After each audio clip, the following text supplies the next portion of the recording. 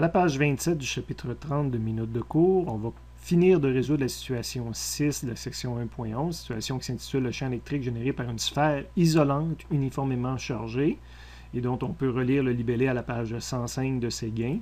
On l'avait commencé en classe, mais j'avais été immédiatement en B pour sauver du temps parce que la partie A, ce n'est pas une coquille comme dans la situation 5, mais c'est une sphère uniformément chargée, fait qu'il y a des plus partout à l'intérieur de la sphère. Ça, c'est ma vue en coupe. Okay.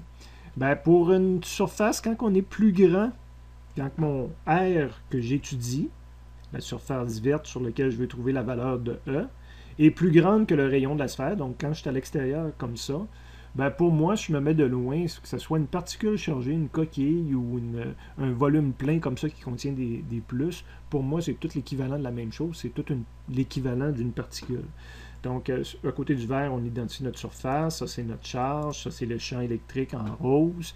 Donc ici, c'est une géométrie sphérique. Et en A, pour un R plus grand que R, pour moi, c'est la même symétrie que tout à l'heure. Je vais à la page 26 momentanément. Donc, même si les charges sont en périphérie ici puis que c'est vide au centre, je ferai le même développement puis j'arriverai au même résultat.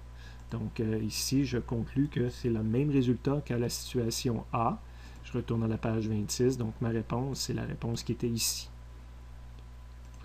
Et intéressant, en B, on l'avait solutionné. Si jamais vous manque des choses, je vous le compléterai. Donc, on arrivait à ça en B. Donc, j'ai deux réponses. Donc, une réponse quand je suis plus grand que le rayon, puis une réponse quand je suis à l'intérieur. Mais qu'est-ce qui arrive quand R, les deux R sont égales?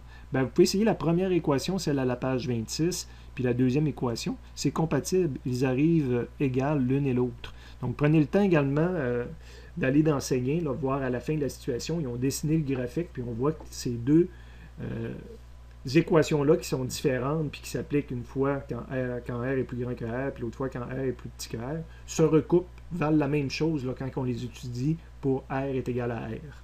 C'est intéressant d'aller voir le graphique dans Séguin.